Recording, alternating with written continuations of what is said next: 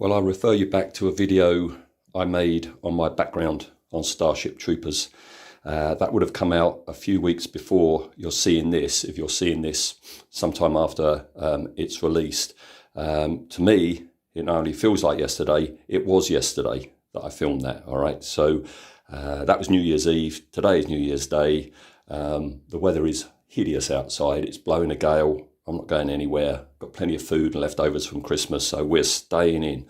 And I'm cracking this bad boy open. The Wave 1/12 scale Phase 2 powered suit from Starship Troopers. As I say in the previous video, there have been different versions of this kit out over the years, and one of them had a much more dynamic shot than this of the power suit going up against one of the bugs. All right, but this will do. So here we go, and as you can see, it's a big box. This is the unboxing. I genuinely haven't looked inside yet. All I've done is lifted most of the box lid up. Now, it wasn't sealed, and this isn't from a business. This is a guy selling it on eBay. So and I had seen in the photos, you know, that there were shots of the sprues and everything. So I knew that the box wasn't sealed. So let's look at this bit by bit. Nice shiny instruction manual going that way.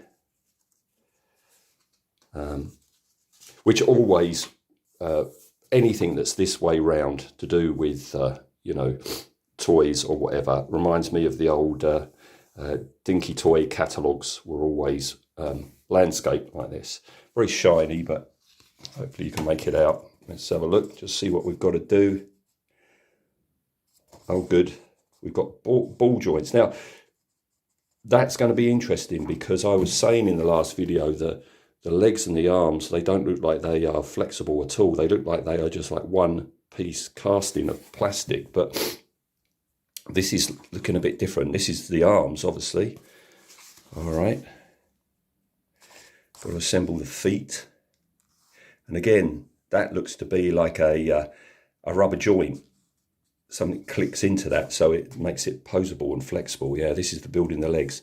This is very much the way of anime kits are done, obviously. It coming from Japan. Also, the SF3D Mac kits are in a very similar style. This is going to be interesting. This is the helmet. And I do wonder if we're going to have a head-up display as mentioned in the book. But there we go. Quite a lot of pages. Yeah. Now, I think we've got multiple choice. Yeah, look. There's the one on the left or the one on the right. You go to page 10. If you want that one with the gun, you go to page 13. I'll be doing that one on the left because that thing there looks like the Y rack that's described in the book, a way of firing mini nukes off either side. Okay, so it's good that it's multiple choice. That means I get multiple parts, which means I get bits for my bits box, which is always good. Yeah, this is the one I'm going to do. I might remove this. I don't know what this is. I'll look into this, but I want this to be more prominent. I might actually raise that up so it's above head height, so it's even more prominent. Because I'm not going to make it out of the box, I don't think. I think I've got going to do some conversion work. And obviously this is all for the big gun thing, which is really good. I'm going to have this spare gun. I'll be able to put into a scratch build. Oh, special contents. No idea what it's saying. But is this like a description of what each bit actually does in its reality? Don't know. And there's the big old gun. That's nifty as well. Oh, that's just a side thruster. I thought that was part of the gun. So there we go. And then we have a painting guide, and that is to be discussed somewhere further along in this video. The colour I'm going to do it. Oh, there's the chap. I don't think he's cybernetic. I think this is a nod to, in the book, that you can operate things, you know, with your chin, just twist of your head or with your tongue. So I think that's part of the control system. That's accurate to the book as well, in that most troopers shave their heads. All right, and I guess that's a colour guide for things, which I'll be ignoring. I'm certainly not going to do it in this colour. It looks like this because there's no weathering at all. It looks too clean. It looks like it's just the plastic, you know, that it comes in. Speaking of which, here we go. There's an awful lot of sprues here. And, you know, it's 1/12 scale, so you expect it to be. And especially now I know that there are spare parts. I just hope all the bags are here. Looking out for any rubberized parts. There's the clear visor. It's nice and big. That's giving you an idea of how he's going to be. I mean, again, with these videos where I do things, you know, one long video, you know before I do what it's going to end up looking like. I haven't got a clue at the moment how big this is, what I'm going to do with it, or what colour it's going to be. That's a nice decal sheet. Again, I don't know if I'll be using them all, but I'll be using the stripes and the numbers, but I don't know about the chevrons and the warning things. We'll see. I didn't see anything in the instructions about where to put them. Maybe it's up to you. Right, let's start looking for something to give this scale. It would be good if I can find the guy's head. No, that's the backpack. So I mean, that gives you an idea. Look, that's his, like, basically his rear torso. So that gives you an idea. No, and there is a lot of stuff in here. I was bemoaning before that it cost quite a bit of money, but when you get this amount of parts, you can kind of understand it. Lovely bits. I'm saving this one till last. I found him. There he is. So there you go, 1/12. His head is basically my thumbnail. All right, so hopefully all the bags are here so I can get started. These are rubber. I just gave that a squeeze. They are rubberized joints. All right, so here we go. Let's start snipping things off sprues, and I'll come back, I guess, with some sub-assemblies done. Okay, so the stages from here all the way to here, there to there, is to make one arm. All right, and yeah, anything that's a G is a rubber part, so it's a join. All right, so it's basically stick that between those two. When that's done, stick it into that one, and then stick this thing in the bottom, and you get that, right? Which is, I'm on my second one right now.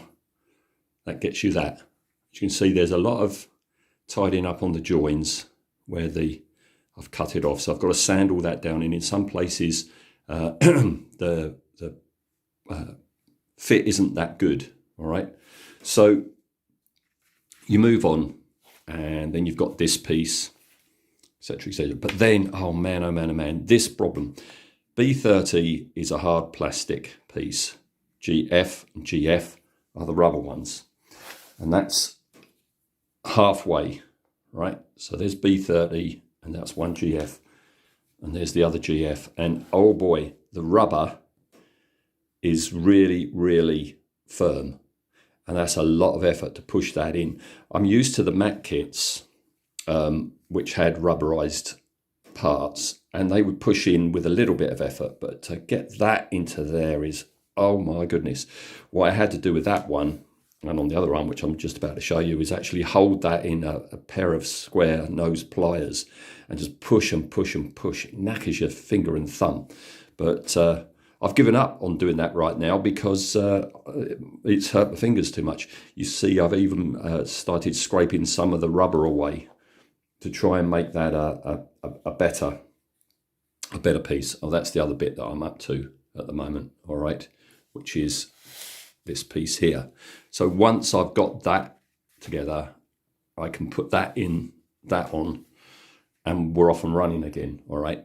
And then when you reach here, this is basically the hand, and you have to put the fingers in one by one individually, and then the thumb goes up there and it all comes down. And what you're left with is the arm. This is the arm. As I say, got to tidy up these joints. That part fit is not good. A bit of filler there, a bit of rubbing down, okay. But yeah, it's meant that the fingers are posable, and the thumb has a ball joint and is actually a proper opposing thumb, all right? So that's one arm done. You're starting to see the scale of it now. Well, I am. You've already seen it, but yeah, on its way. But I've got to rest a bit now because yeah, that's knackering my thumb and finger, and I've got to do it all over again. All right, and I'm guessing I've got exactly the same thing with the legs. I've got to do it twice. Hopefully, it's not going to be so punishing on my poor old joints. I've got lots of different projects on the go at all times because this is a time-consuming job. On the two arms which I've put together, I've put some green stuff on to to deal with the seam problem, and then the legs. The legs have taken quite a long time to do. This is one leg done. As you can see, lots of seam lines to tackle on this one as well, and it's very odd. It's all jointed, right? Like that one goes up and down like that, and then the upper bit. I don't think I can do this one-handed, but this bit, no, he's not going to go, but he does it as well. And it's very weird here.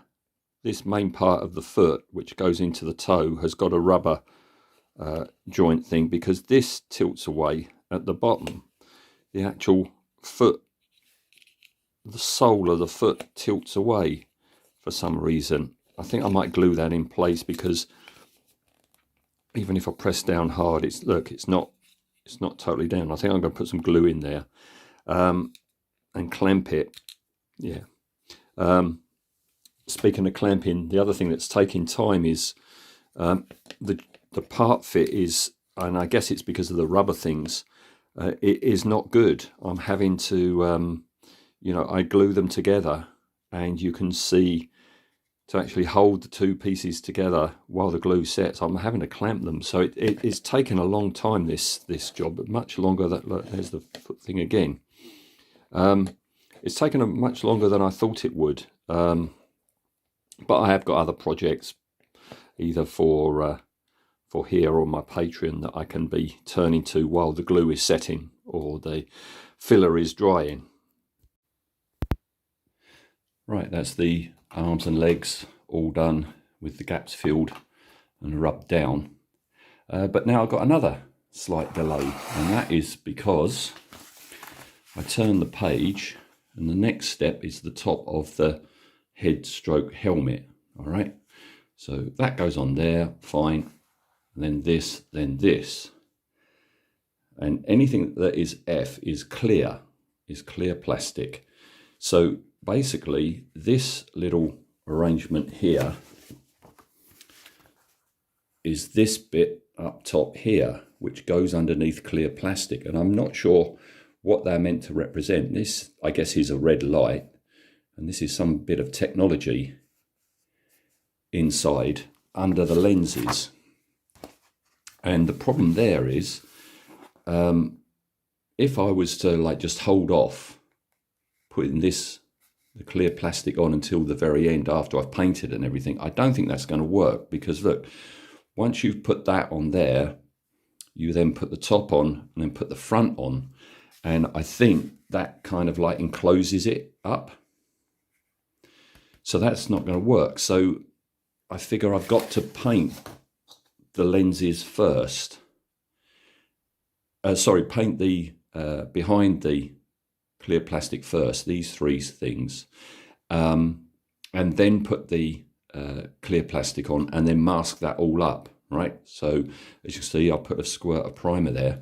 But then the other thing I realized, and No, I don't think I realised from looking at the instructions, but I certainly did realise when I flipped it over, is that this is the top of the cabin, of course, because he's going to be looking through there. This is the top. You've got all like this padding here, and then you've got metals as well. All right, and I figure because this is basically going to be like this, and then hinges up, I guess. So you're going to be able to see all that if you ever open it up. So I figure I've got to paint that as well before I continue. So that's what I'm going to do. And I think what I'm going to do, I was thinking, because this is obviously some sort of like padding to protect the head, I was thinking about doing it in like a leather colour. I'm already looking forward to what colour scheme the suit's going to be, and I want the inside to be a contrast to the outside. And so I was thinking of some sort of like leather colour, because I know the suit isn't going to be any sort of like brown at all. But I've decided what I'm going to do is I'm actually going to do this red, and that's because many years ago, long before I had a YouTube channel, I did a Mac fighter plane, and that had a canopy that lifted up, and everything was all World War II greens and browns and metallics. And I did the padded area in his cockpit a red, because that was a nice contrast to everything. So I liked how that looked, so I'm going to do the same. So I've got to paint all in here red and I guess metallics, and here I'm going to do this in like a clear red at the top, and I don't know, I might paint these as to resemble lights as well, but I'll come back when that's all done, because I've got to do all that, because the next steps is all to do with this upper head area. All right. So I have no idea what those things are meant to be, but I'm figuring the top one is going to be a red light. So that's white painted with Tamiya clear red, and the other bits are this is lead belcher, and I've picked out the two large circles with white, and that's Citadel Warp Lightning, and a couple of clear reds either side of it. I've painted that whole section lead belcher. I don't know how much is actually going to be visible. It looks like it's just going to be the surroundings, but I've done it, all of it anyway. All right. And then the underside, there we go. He's got a luxury red leather cushioning. I think that's more striking and more interesting than the brown on cream that the instructions show it to be. This area here and down to where that's obviously the visor, I don't know how much of it is going to be visible, but what I've just done is I've laid in this ash grey for all that area, and I've painted all the way down to the bottom, because I just, as I say, I don't know how much is going to be visible, so I've got to wash that, just pick out the details. This looks to be some sort of like access hatch, because this is the top of the helmet, all right, and that looks something completely separate and looks like a hatch to me, which is this affair. You see, that really looks like that's part of that. So yeah, that's going to be a hatch. The other thing is there seems to be a chrome light affair there, and that's this piece. So I've just picked it out in lead belcher, and I'm going to paint that silver before putting the clear part over the top. And then, yeah, can you see at the back?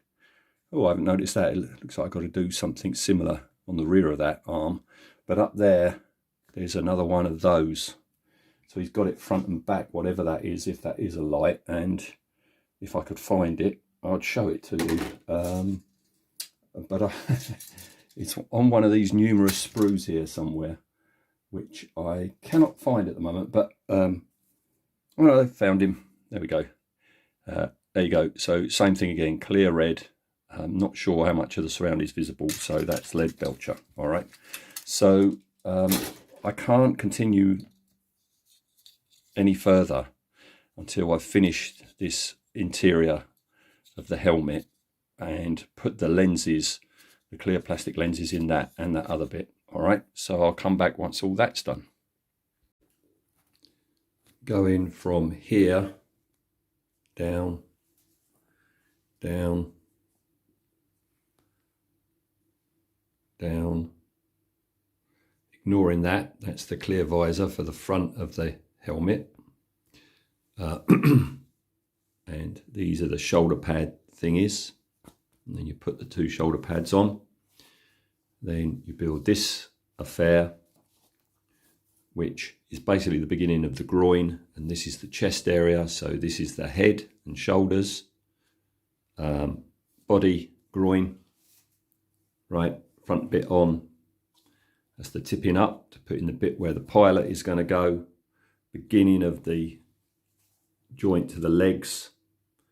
Missing off this piece because that's clear. That will be done at a future date. Down, down, down. All that gets you this. So this is the head, shoulders and torso. So all completed.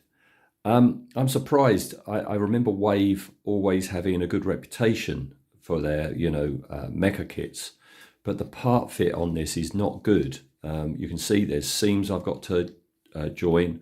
There's a big one there, down in here, but also the part fit is pretty poor in places. I've either had to open up the holes that the pins go in, or remove the pins completely. But we're getting there. This is the point where I stop now and fill joins. You've got another one there. Let's see if I can one-handed show you the feature, because if you can see in there, you can see the red of the cushioning. Oh, by the way, as you can see, I'll put the lenses on there and at the back. But if I do this, the whole thing tilts up like so. So there we are. That's the completed top of the helmet. That might be a hatch, but it sure don't come out here. And this is kind of like the shelf where the guy is going to be sitting. Speaking of which, there he is, looking a bit like Mr. Freeze, as played by Arnie. Again, got to do a bit to the joins, and then I've got to prime him up. I didn't realise there was a gap, so okay, I've got to fill the gap there, and he sits in there. It's predicted to be snow tonight, and if not snow, then heavy rain. So not going out and priming anything anytime soon. The interesting part is going to be just what's visible, because there's more things to be put in here. What is going to be the body colour, and what is going to be an interior colour. I haven't worked that one out yet. So there we go. That's how we are. That's where we are right now. With all the seams filled and sanded down, I can start finally to start assembling him. And this is really nifty. The arms and the legs attach, and before they attach, you put on these 3 for the leg and these 4 for the arm, and you just push them over the shaft that goes into the rubber thing, right? And you just push them together, and each one, that one goes on first, this one slots onto that one, which leaves a nub, this one slots into, which leaves a nub, etc, etc. And what that gives you is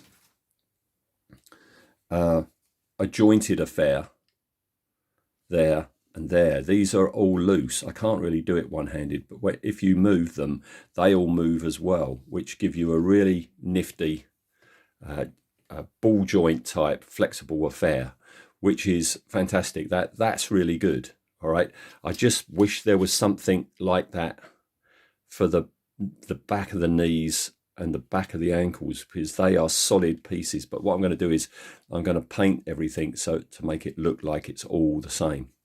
All right, so there we go. We're nearly done with the assembling of the fella. This, by the way, is where the visor is going to be. You can see the interior of the helmet there. I've got to put a clear piece across there, but rather than put that on and then mask it up for the spraying. I think I'm just going to block that because I've got to paint all this edge in, and I've got to paint in there as well. I'm not quite sure yet just how much is outside and how much is inside. All right, so with that done, I've started on the backpack. That's the backpack, the start of it. All right, and I've made a couple of the jet things to help him jump. And this thing here, I think, is a rifle. And that kind of like goes there like that. That's kind of like a holster. All right, so yeah, we're progressing. Oh, by the way, there's the head with the join sanded. He does look like Arnie. All right, yeah, I guess I'll come back when this is attached then. Okay, with all parts on and gaps filled, we're pretty much ready for primer. So a quick mention of a few things before I do that. This area down here, this clear piece, right? This is rather confusing to me because if you look at the photos, all right, it's just regular paint, and I don't know if they've painted on the outside or the inside, but the fact you've got a hole behind it is, I think, because you can, if you wish, paint this with clear paints and have a light in there, maybe a light source. There's no sign of that in the instructions, but I'm not bothering with that. That's just too much faffing, and there's no sign there's anything like that, any mention of that in the book. So that's just going to be a part of the detail, much like this bit up here. All right, here you can see I've filled that whole cockpit area with blue tack. All right, to just stop the spray going in there.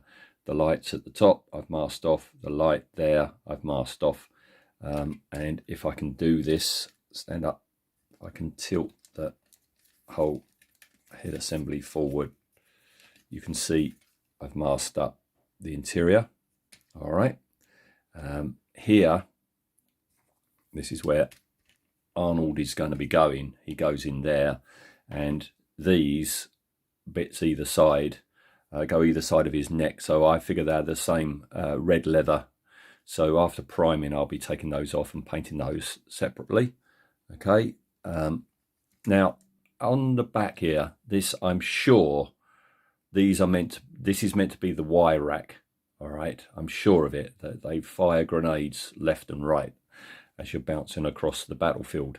There is meant to be another part, which is this fella, all right, there, all right, in this option that I've done, but that's this, and it's just too big, and it's meant to go here, and if I put it there, I think it's going to distract from the Y rack, so I'm keeping that off. I'm not using that. All right, and then just mentioned just round the back, these are nifty, these nozzles.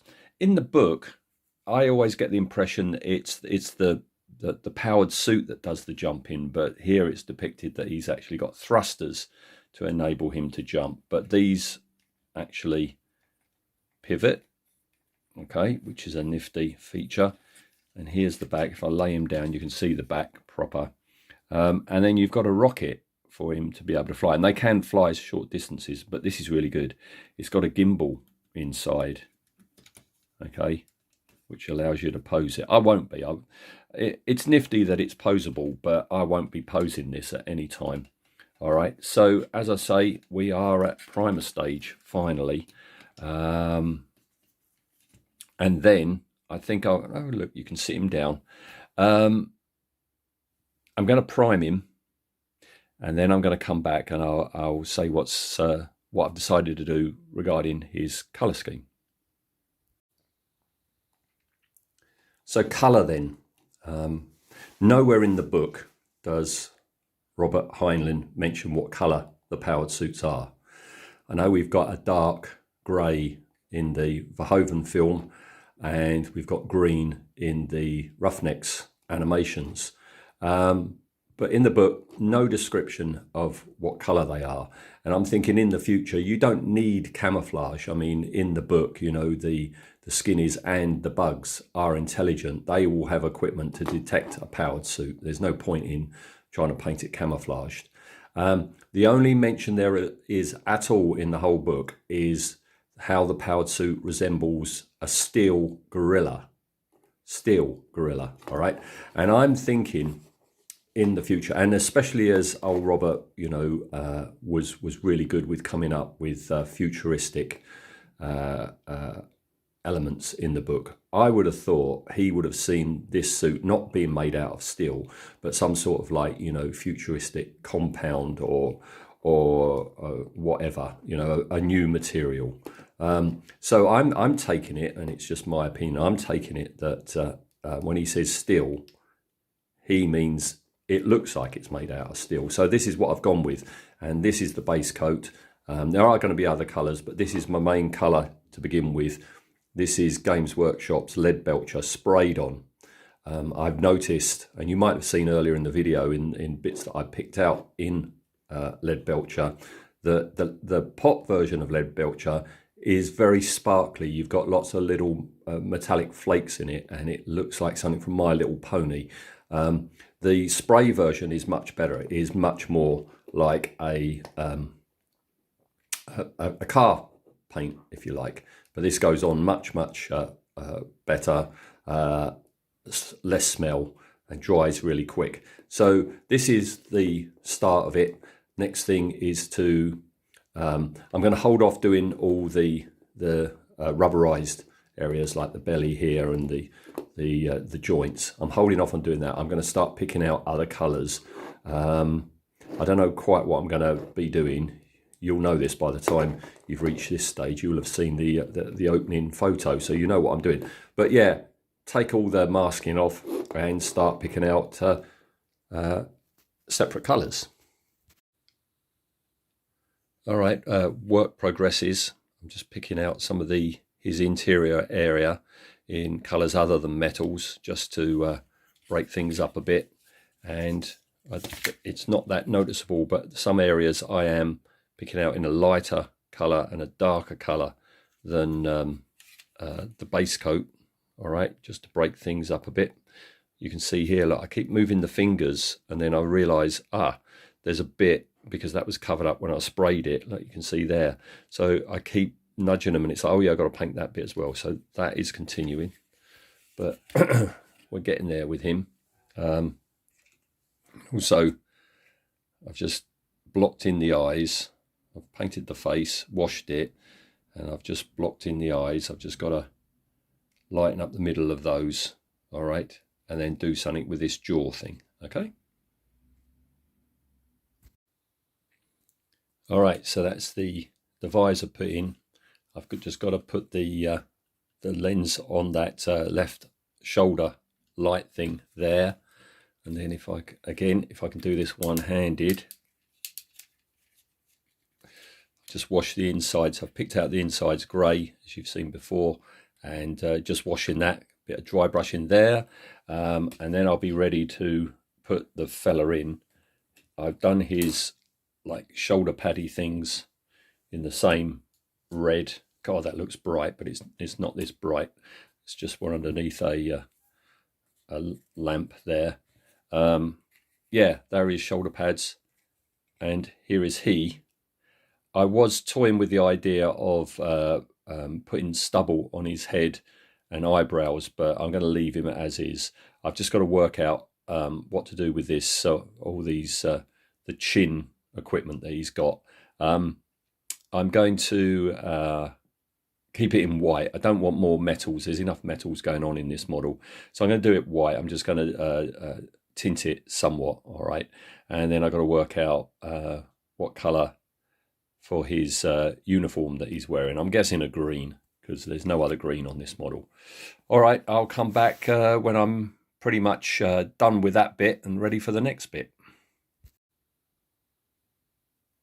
All right, so that's the face and neck area done. So be gluing that in very soon. And on the suit, I've given it a sloppy wash of Nuln oil. So got to just go in and do a bit of dry brushing there.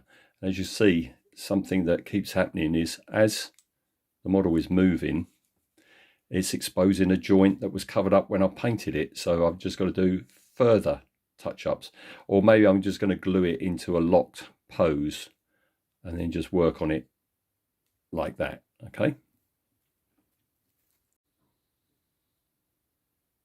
Right, there's the fella. He's in. Now I'm going to close him on up. Just dry brush the steel.